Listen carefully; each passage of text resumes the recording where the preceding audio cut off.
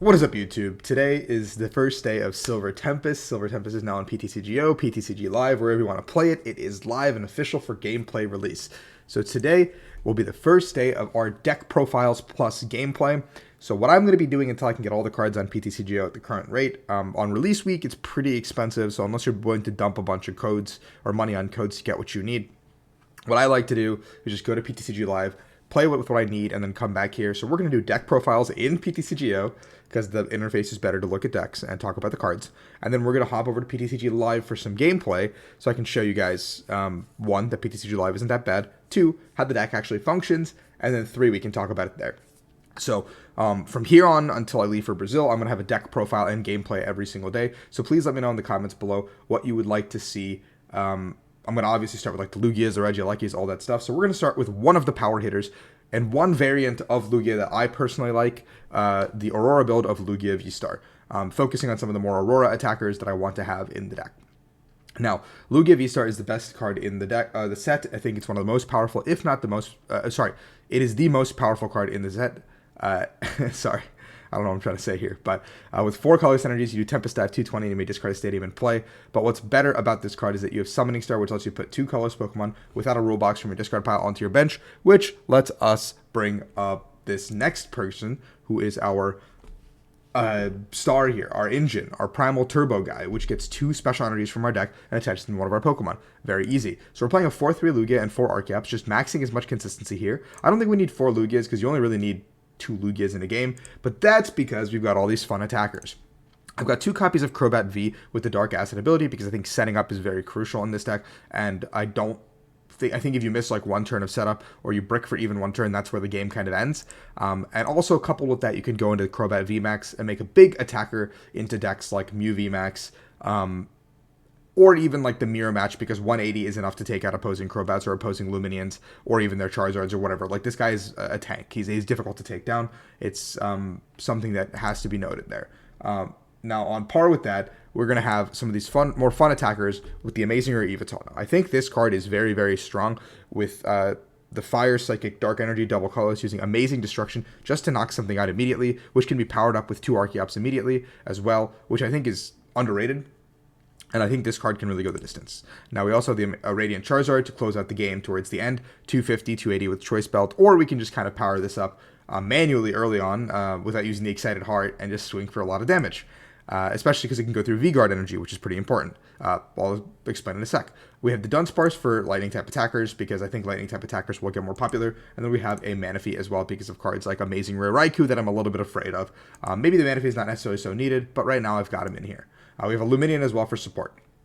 4 copies of Incense, Quick Ball, and Ultra Ball, which I think is absolutely staple. I have 3 ways to balance Path, which is 2 Lost Vacuums, which I think can be used at any point. Can also deal with things like Tool Jammers, opposing Choice Belts, Capes of Toughness, stuff like that. I think Vacuum is more versatile, but I also have 1 Collapse Stadium, because we do play cards like this Luminion, like these Crobats that are extras that I don't really want on my bench towards the end of the game. So 1 copy of Collapse Stadium could make things awkward for our opponents towards the end of the game.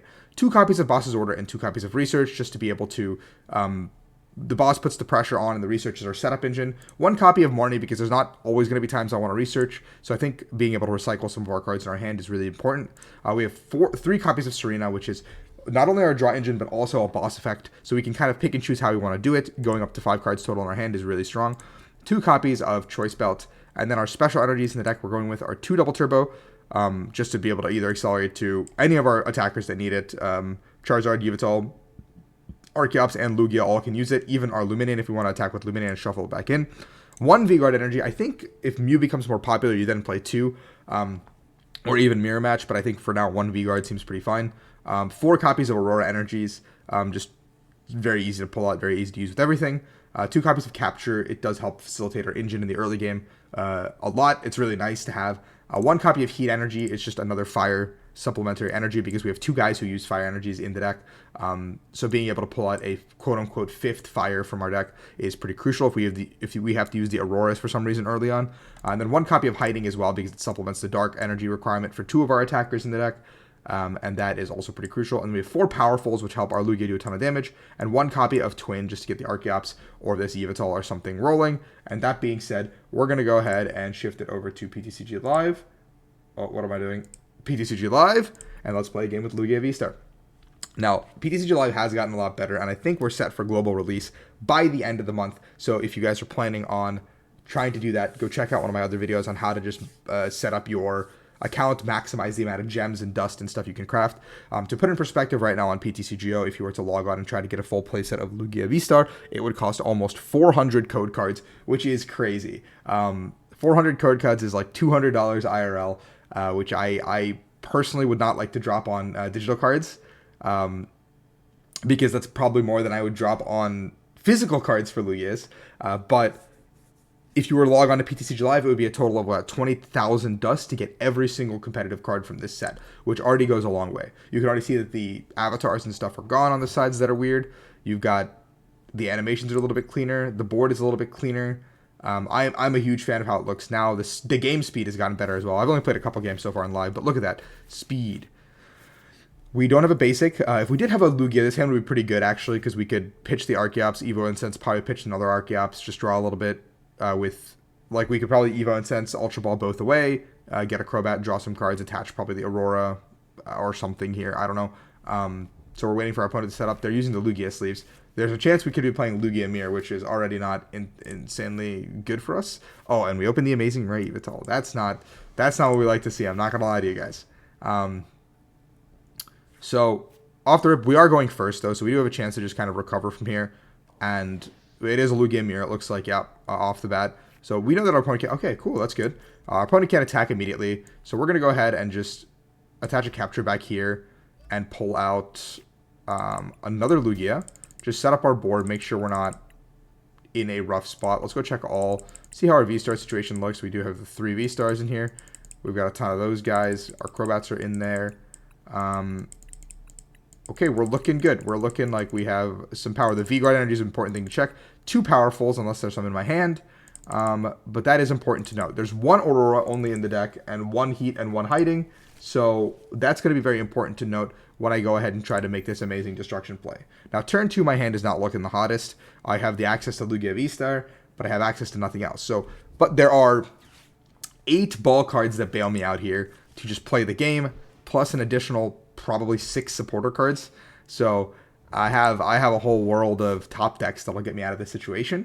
But that's like kind of a max consistency list. But when we're playing stuff like this, energies, like, it does get a little bit wonky in here. So we have to keep that in mind as we move forward. Now, if I could go into, like, if I don't top deck anything, I might have to attach this double turbo, retreat, and go into using Read the Wind, which isn't a terrible attack. It's discard a card from my hand and draw 3. So I can go and Read the Wind potentially.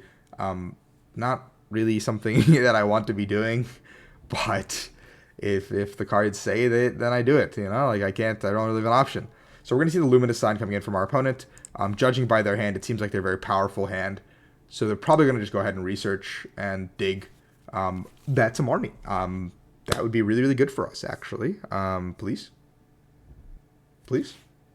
One time, Marnie. They're pitching a boss as well, so they're probably gonna grab another Lugia here. Just set up their board. Raikou. So we are dealing with a version that plays lightning type attackers, so we have to go dig for that Dunsparce. I think it was prized, which is a little bit unfortunate. So not great for us, but we can grab a Manaphy and mitigate a little bit of that damage. This is pretty good. I'm probably just going to pitch this whole hand and go right into the Crobat and just draw some cards here. I think that's probably the correct mode here. If our opponent doesn't grab Lugia, which they have to, 100% they have to grab a Lugia here, then we can punish. I don't know why they didn't grab Lugia pre-Marnie. Like, that's so greedy in my opinion. Like, if you whiff the Lugia here and my hand is somehow playable, you just lose the game. Like, if I knock out this Lugia, which is a very real possibility that I could do that. It's very easy to lock. Like, 220 is very easy for Lugia to do. Base damage on Lugia is 220. So, like, yeah. So we're gonna see the Read the Wind here. Not a terrible attack under any circumstance. Sometimes you have to use Read the Wind to bail you out of a game state, and our opponent is currently reading the wind. So they're dropping a Serena, which means their hand does have some sauce in it. Not the most ideal card for them to discard. We see an Ultra Ball, which is good for us. We can draw more cards off a Crobat after. So we're gonna put that away. Let's grab ourselves a Crobat. We do have the Dunsparce prize, which is a little bit unfortunate, and we do need to find a way to draw into the second Archeops. Let's attach here. If we draw into a second Archeops here, an Incense here, anything here, we will put ourselves into a spot to take this knockout. There's the Archeops. Absolutely fantastic. So we can go ahead and... I probably want to keep the Zard. I think Zard is good here. We'll go ahead and Ultra Ball for the Lugia. We can boss up the Raikou and just be a menace right now, potentially. But I don't know if it's worth that over just racing 2 for 2. So we're going to go ahead and be able to Archeops here. So the first Archeops I want to do is put the double turbo on the active.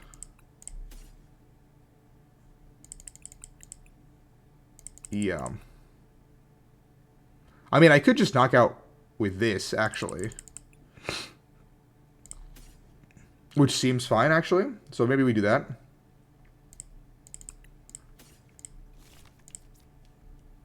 Let's do this way. I think this might actually just be... It's a little bit greedy, but I think it's perfectly okay to just do here. Because our board is pretty set up, and I think we are in a dominant position. And taking a prize with one prize knockout here. Yes, he gets the amazing rare Raikou attack into us to take the prize somewhere else, but I think just being able to go boom and take 2 here, forcing them to have the boss's orders or the Serena here in tandem with the Lugia, Choice Belt, and a way to get another Archeops into the discard. I guess they don't need another Archeops. They can just use the one with an Aurora if they have that in hand. And we know we have cards like Auroras in the prize cards, so that is good for us in that construct. Our hand is pretty solid. Our Lugia is swinging for 240 right now with Silver Tempest, or Tempest Dive. So we can go to 260, 280 with another powerful, and we have a boss and a Serena. So we can take out this Luminian, we can take out another Lugia. And if this Raikou becomes a problem early enough, we can go for that. But I think the Raikou threat is a little bit mitigated. Just because our opponent did not build a strong enough discard, I think, right now. I looked away for... Okay, it's these two. So the heat and the capture are gone. Lugia VSTAR comes through. We're not... is it going to be a 1 Archeops show? If you have to get... Okay. I mean, I feel like with the first Ultra Ball, you could have grabbed the Archeops and Ultra Ball the Archeops away, to then grab the Lugia. Or this card has to be research. It's 100% research if this is the case. Our opponent smartly does not play a...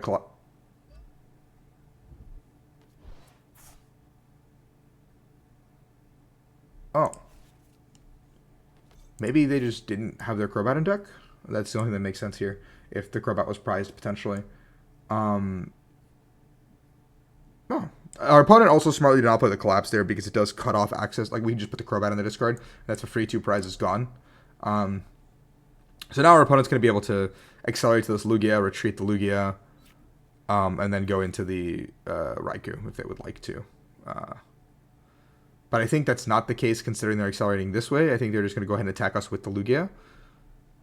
Which is fine. That's commendable, I think. So V-Guard Energy only stops attacks from the Pokemon. Which, in this case, we've got this really cool guy in our hand that can one-shot this Lugia, potentially. So what I'm going to do, I think, is my game plan is to throw up the Lugia. We're going to go ahead and just boss the Luminian. We're just going to take our 2 prizes. We're going to, just laugh all the way to the bank. Ha ha ha, whatever. We're going to go ahead and Archeops.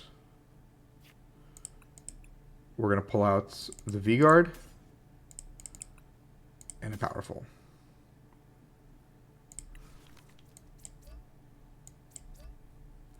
We're going to then... I don't have a card to Serena, so I guess we can go ahead and do this. Just bring this up. Put the Zard down. I'm just going to proactively put it down. Force our opponent to make a decision. And then I'm keeping the Serena for next turn. I've got the Archeops. I guess I should pull out cards that I don't want to draw into here. So I guess we could pull out another Powerful and the Capture, because these 2 are cards that I don't really want to draw into for next turn. So these can go onto here. I have another Powerful in hand, which does buff up this guy's damage, in case I find myself with a Choice Belt next turn, which does also give me a one-shot. My opponent has 3 powerfuls on the active, putting him at 280 already, but I've got the V-Guard, so my opponent also has the opportunity to find a choice belt and knock me out. There's the Dunsparce. It didn't really come in play here because we did go first. If we went second, I think the Dunsparce would have been a necessity or we lose the game. But going first, I think, in the Lugia mirror gives you a gigantic swing turn, which is really what's important. Here comes the Raikou. Raikou's got to get the choice belt down this turn. With a 2-card hand, our opponent either has it in their hand or they're just playing for a Hail Mary here. I'm hoping they're playing for a Hail Mary. You know, you just gotta hope a little bit. Hope a little bit. And if they are playing for a Hail Mary, I think we win the game. If they don't take a knockout here on this active Lugia, Mysterious Nest works on both sides of the field, by the way, guys. So playing a Lightning type attacker and playing Dunsparce is an interesting decision, in my opinion, because, well, this exact scenario where your opponent also has access to, like, the non-weakness factor. I got a boss. So, I mean, I can just double boss here, I think, is the correct. I can Serena into boss is probably the correct route of order of operations. Our opponent can take 4 prizes, I guess, next turn. Yeah, we'll just do the 1-2 punch here. Power up this bad boy with the Excited Heart ability, and we'll go ahead and Tempest dive for 230. If we drew into a choice belt, we could have gone for that route as well. But we are very far ahead, and our opponent does play Collapse, so they have... The only way we, I guess, punished in this situation is our opponent retreats this Lugia, benches another Lugia, or benches a single prize Pokemon, retreats, and then Collapse. It has to be the exact order of operations. There comes the Crobat. But the Dunsparce is already down. The damage is already done. I think we have locked this one up. 6 cards come through, a full grip of 6. It's got to be a Roxanne. Our opponent has no idea what's in our hand, to be fair. The reason I like to play the heavy Serenas and the heavy boss, like I mentioned to you guys, is so I can make plays like this. Is so I can keep gusting cards. I can keep putting the pressure on where I need to.